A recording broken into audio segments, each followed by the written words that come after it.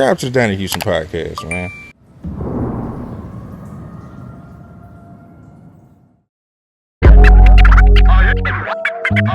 Yeah, man, it's going down. It's Donnie Houston podcast. I am Donnie Houston. Check it out, man. We got a special guest, man. You know what I'm saying? A real H-Town legend, man. Real Texas legend. You know what I'm saying?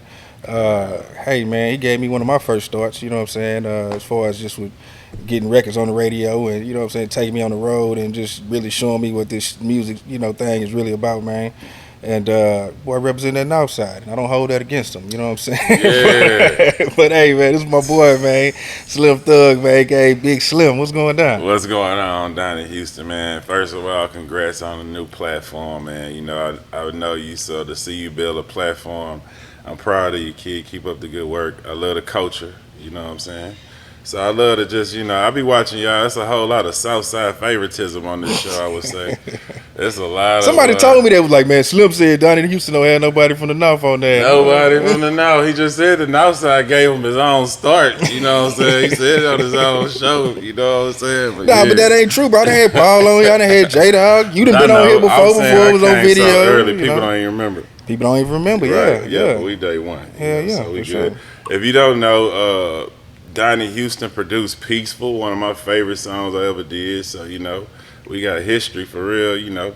Definitely did a lot of shows together. We did a lot of other songs also, but yeah, that was like, that's the one, you know what I'm saying? So, yeah, it's amazing. Man, I'm happy for you, kid. I love to see the growth.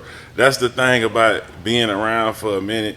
You get to see, you know, people who you work with, and you get to see them grow, you know what I'm saying? And I love to see that, man. It's amazing. I appreciate it. I had told somebody earlier, I said, Slim gonna come in here with some shit to make me look real poor. So I brought my little Tom Ford shades. I said, this nigga gonna have on some crazy shit, man. So let me try to match with this nigga a little bit. I had on my workout outfit, bro. My little, and it was Nike, and my I had on the Yeezy Crocs. I was finna come over here like that, and B-Dun and Gavin voices just was ringing in my ear like, man, put on the chain, put on the chain. They hate me because I never bring chains. I didn't bring no big chain to the BET Awards. I ain't bring no big chain to hardly shit. Like, so people be like, man, niggas think you broke, nigga. They in Houston, we know you out here doing your thing, but niggas everywhere else think you broke. They think you fell out. You gotta, you know what I'm saying, turn up sometimes. So that's why I went ahead and got dressed a little bit, man. I know he's still gonna be mad I ain't wear the other one. Damn, why you ain't wear both chains, nigga? Nah, you know that's some new shit. I ain't never seen this one before. Yeah, this new. This Emmett right here. Yeah, I've been going to him for a minute though. I always see you talking about him though. See, that's what people don't realize. Like I say, being around for a long time, it's you get to see people grow. I was going by like Emmett is from my neighborhood. Like basically, he don't live in the neighborhood, but K Bargain was the front of Seneckwood on Homestead. It was right in the front of Seneckwood. You know, I bought a chain from his big brother Vinny at age 15. You know, I used to buy jewelry from Vinny when I was like 15 years old, like super young. So for the long, like we was like the first dude, Chi-Town, Sleep Dog with the diamond chains. I remember, you know, you can see the diamond chain I used to wear on them old pictures. It looked like a little, you know, because that was before diamond chains was out like this. So on the jury side, me and Emmett, we got a lot of history together. That lock I be wearing still to this day, he made that in like, I got that from him. I got that from him in like '02. Them Southwest Gorilla dudes, what's his name? Pat, I believe his name was. Like, have they ever talked about them on here? No, I know what you're talking about. Yeah, they was killing the gang. Them dudes had the candy red shit and all that.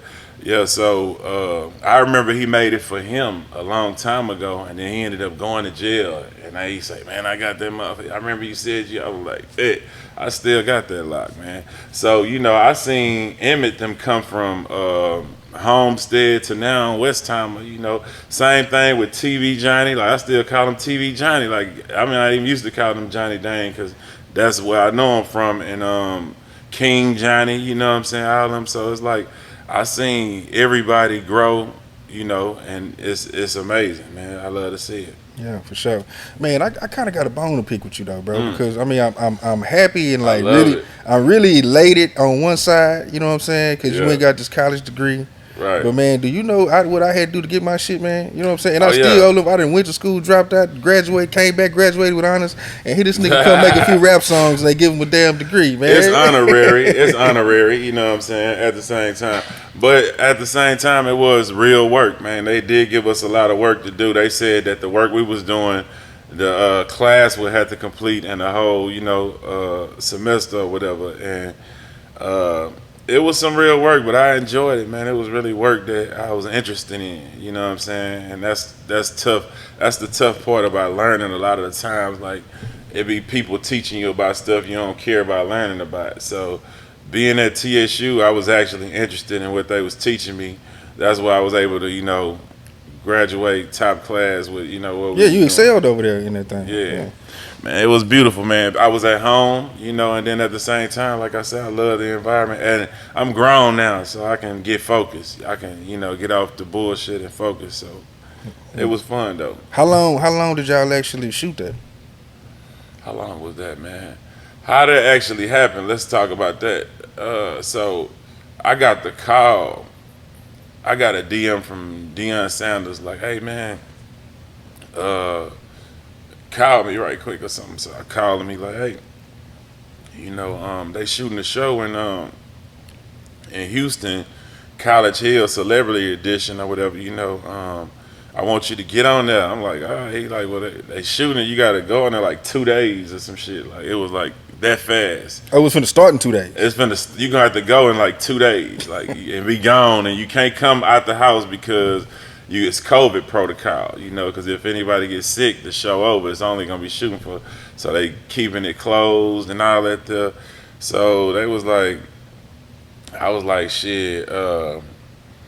He said he gonna have somebody call me and tell me more information. They told me more information. She was like, hey, well, let me just send you the offer and see right quick. So they sent me the offer. I was like, man, I'll take it. I ain't had nothing else lined up for my March that was matching that. So I said, I'll take it. So I did it, not knowing who was gonna be on the show. You know what I'm saying? Just jumping out there knowing that I'm going back to college. You know what I'm saying? So that was a trip because I was like, I thought it would have all been a thing. Like we gonna put this group together and this and that. They didn't tell me nothing, bro. They just told me to pull up, and I pulled up, and I landed at Slim Thug on there with I'm seeing Nene Leakes. I'm like, are you fucking serious, bro? Like how the fuck did I get on the show with the reality queen? Like I'm Slim Thug. Like I'm thinking I'm finna see some of the most randomest people who never been seen on TV. Is Nene Leakes, is Ray J, Lamar Odom, Stacey Dash, Dream Doll, Big Frida, India Love. Like I'm like, what? This is crazy, man. So how many of them people did you know before you got there? Just Ray J. I met Dream before, but we didn't really know each other. But I met her before. I didn't really meet nobody else. Nah, that was it. So it was like, it was crazy. It was just shocking to see, like, damn, they put me on here with all these people who got names in this TV shit. I ain't never did no TV shit, So But it makes sense though. If you're gonna shoot a show in Houston, and you being one of the biggest names, then it make wanted me to be a guy, I guess on the city also. So it was cool though, man. I enjoyed the experience. I would say it lasted like almost 2 months or a month and a half. I don't really know. You know what I'm saying, honestly. No, and how long ago y'all shot it? That was March. That was this year? March. Yeah, this year. We just shot that in March. No shit. Yeah, got ghosts on y'all ass. Y'all ain't even know. Yeah, I ain't realize this. Right. Yeah, it was right. So okay, because man, you ended up having like a couple little viral moments. You know what I'm saying? One where you were just talking about how you don't really, you too blessed to be stressed and all that. But this is like everyday Slim talk, if you know me. Mm-hmm. So when I seen it, I'm like, oh, he's, that's everyday shit. But then the Big Frida thing was like a huge deal because it's like right. That whole conversation was that did that trip you out to see how that picked up, like that? Yeah, I mean, like really, I kind of like how they was like, oh, that was a moment, when it happened to people who was shooting the show. You know what I'm saying? But really, it was just me being real. Like, you know what I'm saying, man? I respect everybody. You know what I'm saying? Like, I don't, I don't really pay attention to what I'm on my own little planet on the cool. You know what I'm saying? So I don't really care what other people do, what they, like. I can still be cool with whoever. You can not believe in nothing I believe in, and we could still find some, peace and ground, and whatever, So that's just the type of person I am, because I hang around so many different type of people, already being in Houston. So it's like it wasn't nothing, It was just I wanted to jump out there, respectful to everybody, and so Frida was super cool though, you know what I'm saying. So it was, it wasn't no issues at all with nobody in the house, you know what I'm saying.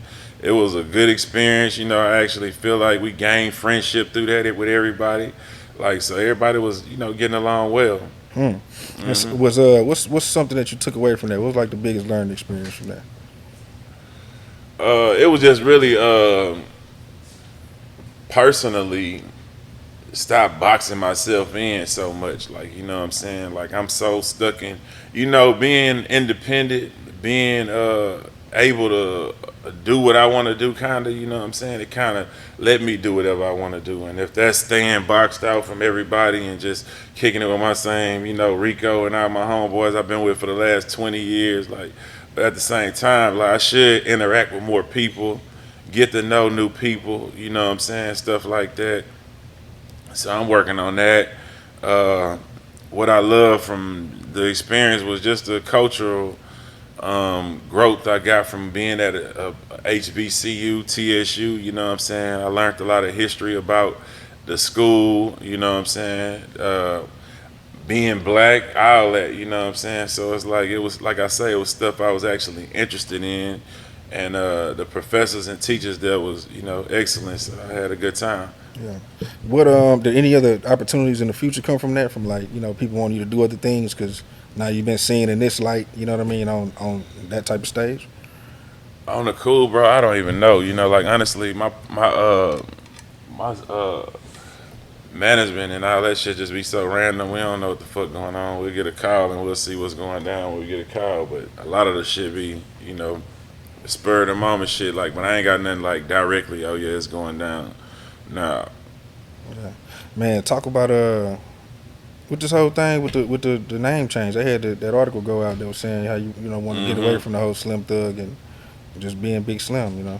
I'm too old to be rocking around calling myself a thug. It look tacky, you know what I'm saying?